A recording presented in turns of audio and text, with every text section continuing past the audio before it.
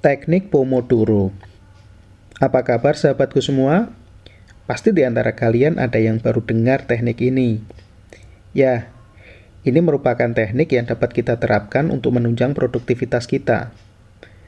Sebelum mengenal lebih jauh teknik ini, yuk kita bercermin pada diri sendiri. Sebenarnya, selama ini apakah kita sudah cukup produktif atau belum? Kalau mau melihat diri kita secara jujur, coba deh pasang CCTV di ruangan kita. Kemudian putar kembali apa sih yang sudah kita lakukan selama ini di depan komputer.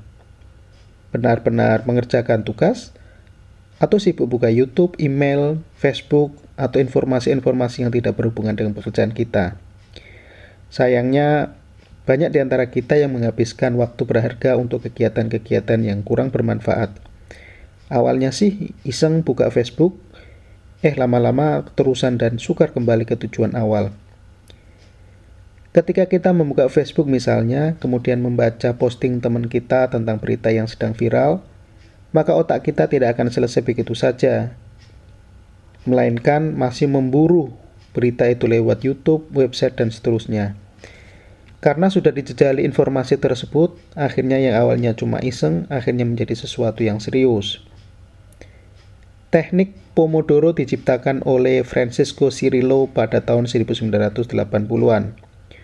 Waktu kuliah, ia adalah orang yang sulit berkonsentrasi. Pomodoro adalah sistem belajar dengan memanfaatkan interval waktu, supaya fisik dan psikis dapat terjaga dengan baik. Pomodoro sendiri berasal dari bahasa Italia yang berarti tomat.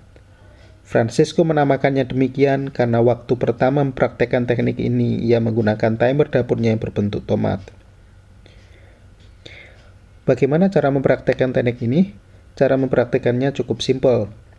Yang pertama, pilihlah tugas yang mau kamu kerjakan. Kemudian set timer kamu 25 menit. Kemudian kerjakan tugas itu sampai timer berbunyi. Kemudian istirahat selama 5 menit, lalu lanjutkan kembali mengerjakan tugas selama 25 menit. Tambahkan durasi istirahatnya jika sudah 4 sesi Pomodoro. Untuk sederhananya, mari kita coba praktekkan.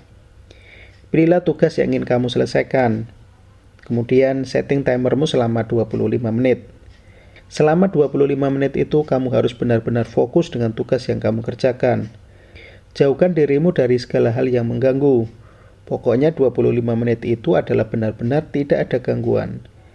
Jauhkan handphone, kalau perlu sembunyikan di dalam lemari. Ketika terdengar bunyi alarm timermu, maka berhentilah. Tidak peduli yang kamu kerjakan sudah selesai apa belum. Istirahatlah selama 5 menit. Kamu bisa minum teh atau melakukan relaksasi. Kemudian setting kembali timermu untuk 25 menit berikutnya. Dan kerjakan kembali tugasmu dengan konsentrasi yang penuh. Nah, setelah 4 kali, maka ambillah istirahat yang cukup panjang.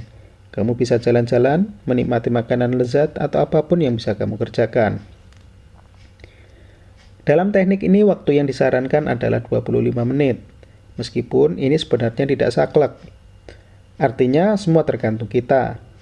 Dapat juga kita setting dengan durasi 30 menit atau 40 menit tergantung keinginan kita. Bahkan, tidak harus sampai 4 sesi untuk mengambil istirahat yang cukup panjang. Anda dapat men-setting sendiri sesuai durasi kerja yang kamu kehendaki. Per sesi selama 50 menit dan mengambil istirahat selama 10 menit. Anda dapat men-settingnya sedemikian rupa sehingga setelah 4 sesi pas waktu istirahat siang sebagaimana biasa. Bagaimana? Tertarik untuk mencoba teknik ini? Silakan dipraktekkan dan semoga melalui teknik ini kita makin produktif dan makin sukses. Terima kasih.